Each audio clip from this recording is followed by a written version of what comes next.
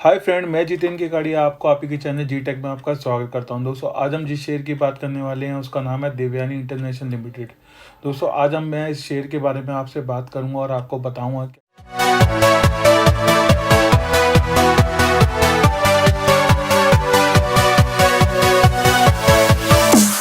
इस समय शेयर में हमें इन्वेस्टमेंट करनी चाहिए, और अगर आप में से किसी ने इसमें ऑलरेडी इन्वेस्टमेंट की हुई है तो क्या आगे का हमारे स्टॉप लॉस हो सकता है, क्या इस शेयर में सपोर्ट हो सकता है, और क्या आने वाले समय पे ये शेयर हमें अच्छा रिटर्न दे सकता है। इस सारे चीज़ों के बारे में मैं इस वीडियो में डिटेल में आपको बताऊंगा, जिससे आपको ये अंदाज़ा हो जाएगा कि इस शेयर में आपको अभी इन्वेस्टमेंट करनी चाहिए, और अगर इसमें ऑलरेडी आप इन्वेस्टेड है तो आपको इस समय क्या करना चाहिए, क्या आगे के टारगेट हो सकते हैं, और ये शेयर कितना ऊपर जा सकता है और कितने नीचे के लेवल इसमें देखने को हमें मिल सकते हैं। सारी चीज़ें फंडामेंटली टेक्निकली मैं दोनों आपको बताऊंगा, जिससे आपको पूरा समझ आएगा देवयानी इंटरनेशनल के बारे में। इसके अलावा मैं आपको एक और बात बता दूं, जब ये शेयर 135 के अमाउंट के पास था काफ़ी टाइम पहले, उसी समय मैंने शेयर के लिए एक वीडियो बनाई थी और मैंने एडवाइस किया था इसको परचेज़ करने के लिए।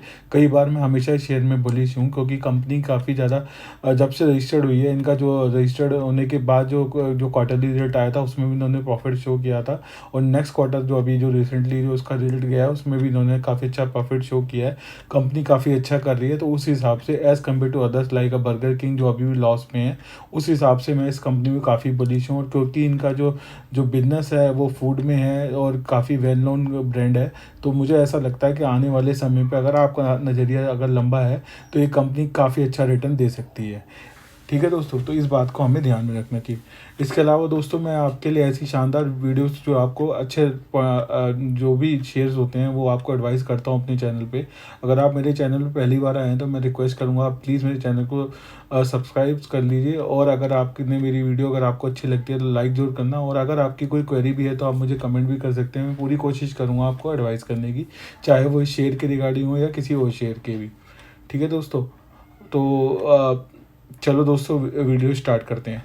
दोस्तों, देवयानी इंटरनेशनल लिमिटेड, अगर आज के लास्ट ट्रेडिंग प्राइस की बात करूं तो 155.55 पैसे पे इसने क्लोजिंग दी।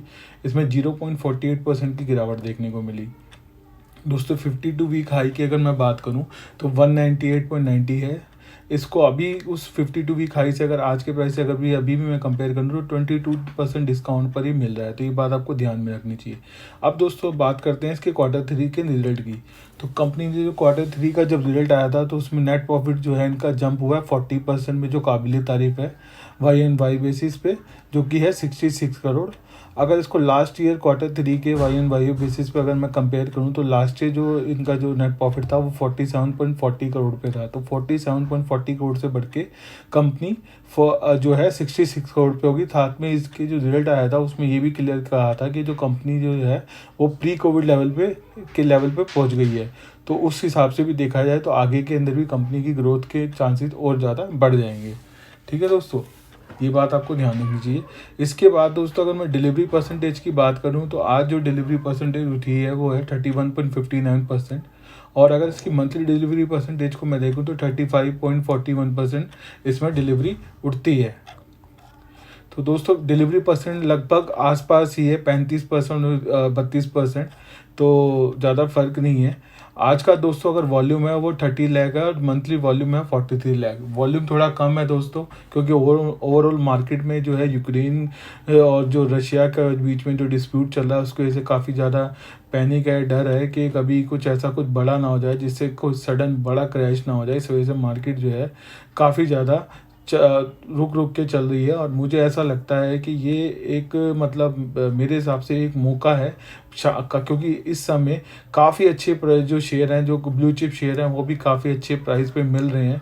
तो अगर क्योंकि मार्केट में एक कहावत है कि अच्छा प्राइस कभी भी अच्छे समय पे नहीं आता, तो मेरी मतलब मैं ये मानता हूँ कि इस समय अच्छे जो शेयर हैं, जो फंडामेंटली और टेक्निकली स्ट्रॉन्ग कंपनीज हैं, उसको एक्मुलेट करने का टाइम है। क्योंकि जब जैसे ये जो चीज़ जो है ये ख़त्म होगी, जैसे कि कोविड आया था, कोविड का भी एक टाइम था, उसके बाद वो ख़त्म हुआ और उसके बाद जो है बाउंस बैक बहुत जल्दी आएगा। क्योंकि एक बात ध्यान रखना दोस्तों कि जब भी किसी शेयर में अगर गिरावट उस शेयर के अंदर या उस कंपनी की फंडामेंटली के या मैनेजमेंट की वजह से अगर कोई गिरावट आती है, तो वो गिरावट लंबे समय के लिए होती है, उस कंपनी और शेयर से हमेशा दूर रहना चाहिए।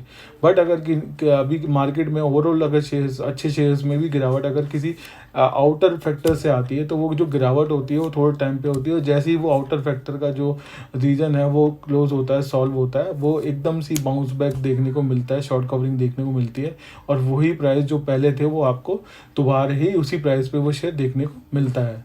तो यही रीज़न है कि जैसे ही कोई पॉजिटिव न्यूज़ यूक्रेन और रशिया के बीच में मार्केट में आती है, तो जो जो जो इंडेक्स है, जो आपका निफ्टी हो या बैंक निफ्टी हो, वो एकदम से बाउंस बैक करता है, और नेगेटिव न्यूज़ पे वो उसमें थोड़ा सा करेक्शन देखने को मिलती है। तो ये चीज़ आप ध्यान रखना दोस्तों। तो अगर आप लॉन्ग टर्म इन्वेस्टर हैं, तो ये एक गोल्डन अपॉर्चुनिटी है आपको एक अच्छे शेयर को आपको एक्युमुलेट करने की। मैं बिल्कुल ये नहीं कह रहा कि आप पूरी कैपिटल से जाके कल किसी शेयर को पूरी कैपिटल में खरीद लीजिए। आप उसको थोड़ा थोड़ा एक्युमुलेट करें, जिससे क्या होगा कि वो शेयर अगर और भी नीचे गिर जाता है, तो आपको नीचे के लेवल पे भी एक्युमुलेट करने का पूरा टाइम मिलेगा, और उससे क्या होगा, एक अच्छा शेयर एक अच्छे प्राइस के एवरेज प्राइस पे आपको मिल जाएगा, जिससे आगे जाके लॉन्ग टर्म में जब चीज़ें स्टेबलाइज नॉर्मलाइज होगी, जब आपको आगे जाके वो फ़ायदा करेगा। तो ये बेस्ट प्रैक्टिस है जो कि मैं फॉलो करता हूँ, और मैं चाहूँगा कि आप भी इसको फॉलो करें, जिससे आपको फ़ायदा हो सके। सेम एज दोस्तों, देवयानी इंटरनेशनल के अंदर अगर मैं इसकी टेक्निकल व्यू की बात करूं, तो टेक्निकली चार्ट के हिसाब से अगर हम इसको देखें, तो चार्ट इस समय थोड़ा सा जो है वीक लग रहा है मुझे, क्योंकि इसका जो डबल बॉटम फॉर्मेशन बन सकता था 164 का, इसका जो है दोस्तों एक सपोर्ट था, उसने तोड़ा, उसके 160 के बाद इसने बाउंस बैक करा।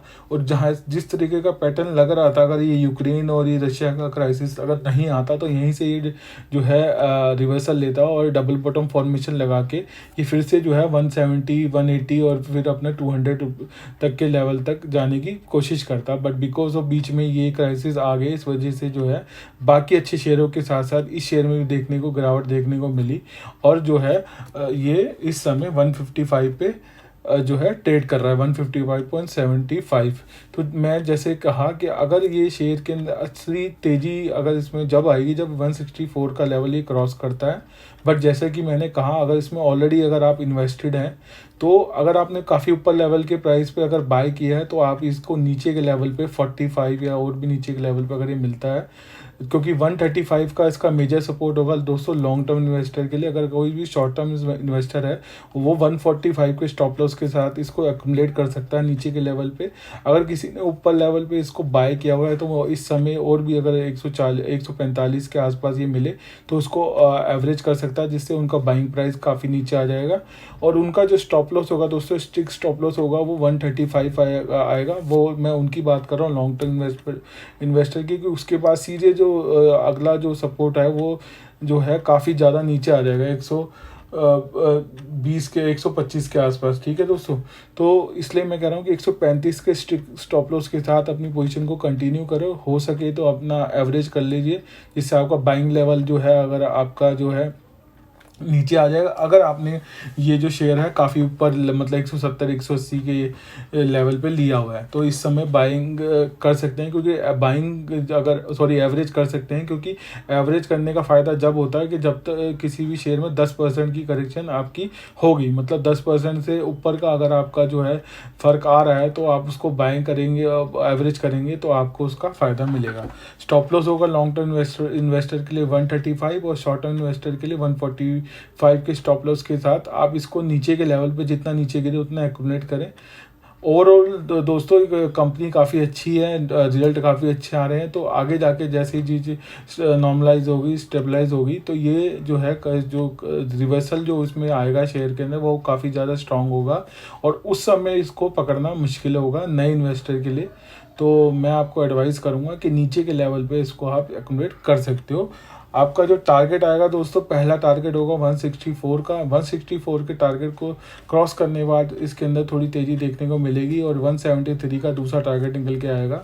173 के टारगेट के बाद 180, देन 190 एंड 190 के बाद जो है इसका 52 वीक हाई है जो इसका 198.90, इसको क्रॉस करने की कोशिश करेगा। और अगर जो मार्केट अगर अच्छी जाती है, बुल रन कंटिन्यू रहता है और निफ्टी जो है ऊपर की तरफ निकलता है, 19,000 क्रॉस करता है और कंपनी के आगे के जो रिजल्ट भी अच्छे आते हैं, कोई दिक्कत नहीं आती, तो ये आने वाले समय पे और भी अच्छे टारगेट दे सकता है। लाइक 220 230 तक के टारगेट भी देखने को मिल सकते हैं। दोस्तों ये मैं नहीं कह रहा, बड़े बड़े ब्रोकरेज फर्म है उन्होंने जो है ये टारगेट दिए हैं और मुझे भी मानना है, मेरा भी मानना है कि 200 रुपये तक का टारगेट तो ये कंपनी दे सकती है 1 ईयर होराइजन अगर आपका है इस समय। ठीक है दोस्तों, तो अब दोस्तों बात करते हैं ब्रोकरेज जो ब्रोकर है उनकी कॉल का। तो किया चौकसी ने जो ब्रोकर फर्म है उन्होंने जो टारगेट दिया है 230 का दिया है। एमके ने टारगेट दिया है इसका 210 का और चॉइस इक्विटी ब्रोकिंग फर्म ने जो टारगेट दिया 195। तो दोस्तों अभी के प्राइस के हिसाब से काफ़ी ज़्यादा ऊपर हैं जो टारगेट्स हैं, तो काफ़ी अच्छा मौका है एक अच्छे शेयर के को नीचे के लेवल पे अपग्रेड करने का। तो अगर मार्केट में गिरावट आती है और अगर अभी तक आपने इसमें इन्वेस्टमेंट नहीं करी है तो ये एक अच्छा शेयर हो सकता है आपको इन्वेस्टमेंट करने का, जो कि आगे जाके आपको एक अच्छा रिटर्न दे सकता है।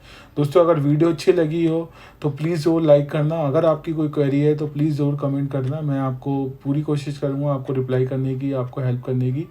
और दोस्तों अभी तक आपने मेरे चैनल को सब्सक्राइब नहीं किया तो प्लीज़ सब्सक्राइब कर लीजिए ऐसी शानदार और अच्छी वीडियो पाने के लिए। मैंने अभी तक जितने भी शेयर आपको एडवाइस किए हैं, अगर आप मेरे चैनल को जाके देखें भी तो उसमें ज़्यादातर 90% शेयर ऐसे हैं जिसने काफ़ी अच्छा रिटर्न दिया है शॉर्ट टर्म और लॉन्ग टर्म पे, कुछ और दिया है। और प्लीज़ बेल आइकन प्रेस ज़रूर कर लेना जिससे मेरी कोई भी अच्छी वैल्यूएबल वीडियो अगर मैं आपके लिए बनाऊँ तो आपको मिल सके, जिससे आपको फ़ायदा हो सके। थैंक यू दोस्तों, बाय।